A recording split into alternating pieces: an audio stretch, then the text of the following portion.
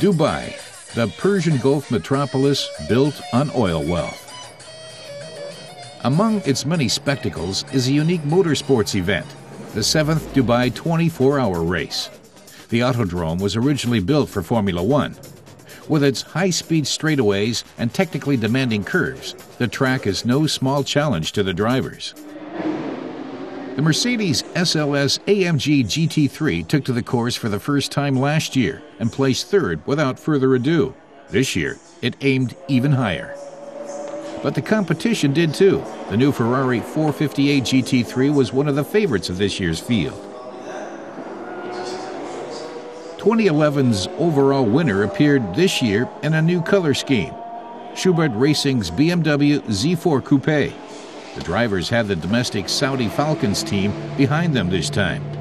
At the wheel of car number 1 was the professional German race driver Jörg Müller.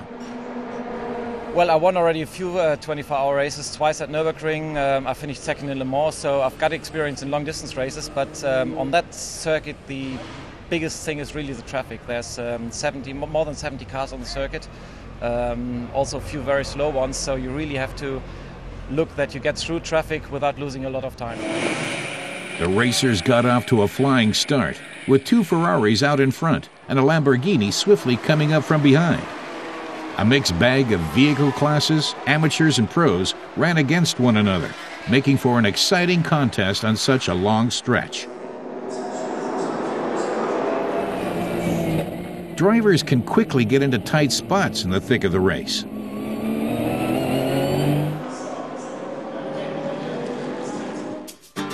The sun sets quickly at these latitudes, and the nights are long.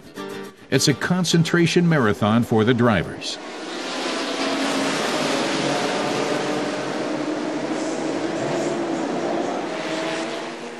A Viper jostled one of the lead cars, a Ferrari with number 2, and broke its wheel suspension. The Ferrari managed to limp into the box under its own power.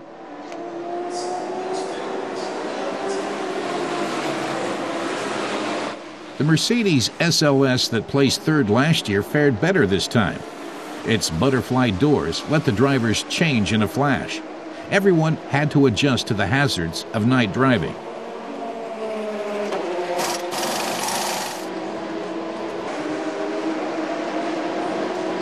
It's getting hard now because a lot of guys are not really knowing where they are going, so yeah, you have a lot of traffic and you really have to be careful.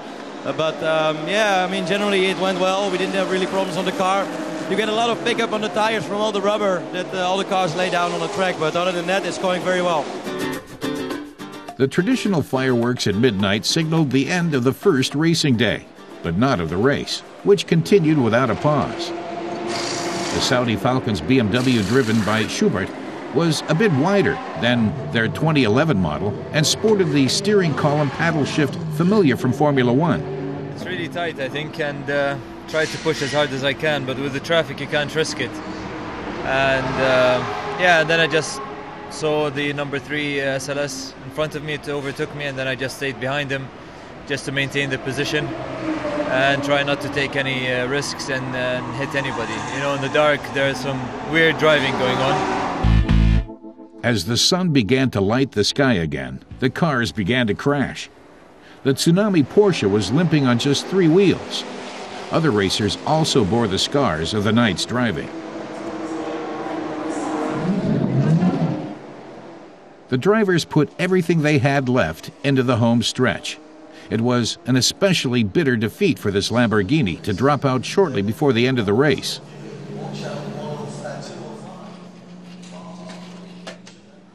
And the third driver, after 24 grueling hours of competition, the race was over.